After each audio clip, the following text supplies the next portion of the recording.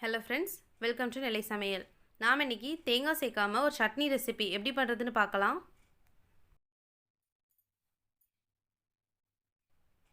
ஒரு பேனில் 1/2 table spoon எண்ணெய் சேர்த்துக்கோங்க.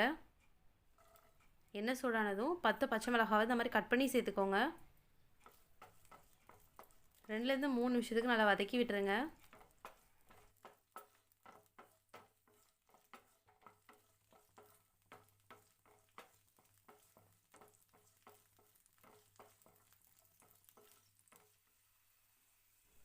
பச்சை மிளகாய் வதங்கினதும் 2 வெங்காயத்தை இந்த மாதிரி கட் பண்ணி சேர்த்துக்கோங்க. அதோட 4 பல் பூண்டு, ஒரு கொத்து கருவேப்பிலை. 3லேருந்து 4 நிமிஷத்துக்கு லோ ஃப்ளேமில் வச்சு வதக்கி விட்டுக்கலாம்.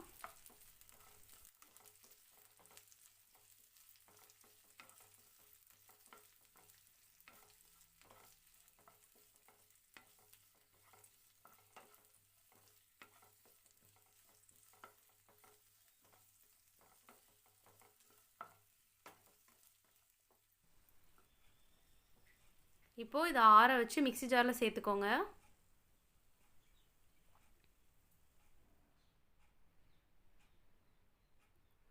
இதோட 2 டேபிள் ஸ்பூன் பொட்டுக்கடலை சேர்த்துக்கோங்க.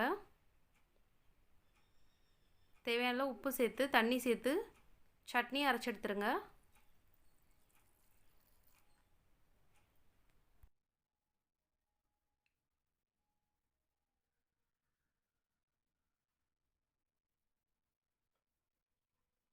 இப்போ இதை ஒரு பவுலில் ட்ரான்ஸ்ஃபர் பண்ணிடலாம்.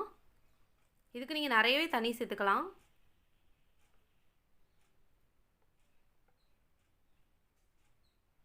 இதுக்கான தாளிப்பு என்னன்னு பார்த்துடலாம்.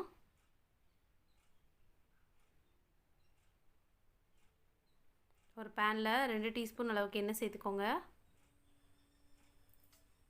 எண்ணெய் சூடானதும் 1/2 டீஸ்பூன் கடுகு உளுத்தம்பருப்பு சேர்த்துக்கோங்க.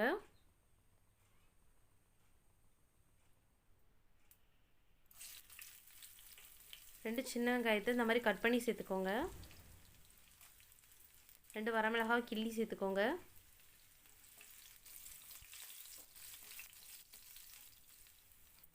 இதோட ஒரு கொத்து கருவேப்பிலை சேர்த்து நல்லா மிக்ஸ் பண்ணி விட்டுருங்க.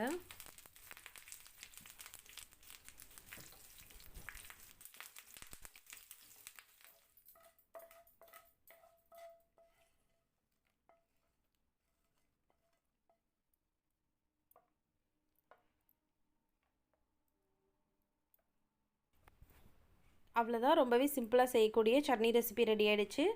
இந்த ரெசிபி வீட்டில் ட்ரை பண்ணி பார்த்துட்டு எப்படி இருந்துச்சுன்னு கமெண்ட் செக்ஷனில் சொல்லுங்கள். நெல்லை சமையல்களுக்கு லைக் பண்ணுங்கள், ஷேர் பண்ணுங்கள், அண்ட் சப்ஸ்கிரைப் பண்ணுங்கள். தேங்க்யூ.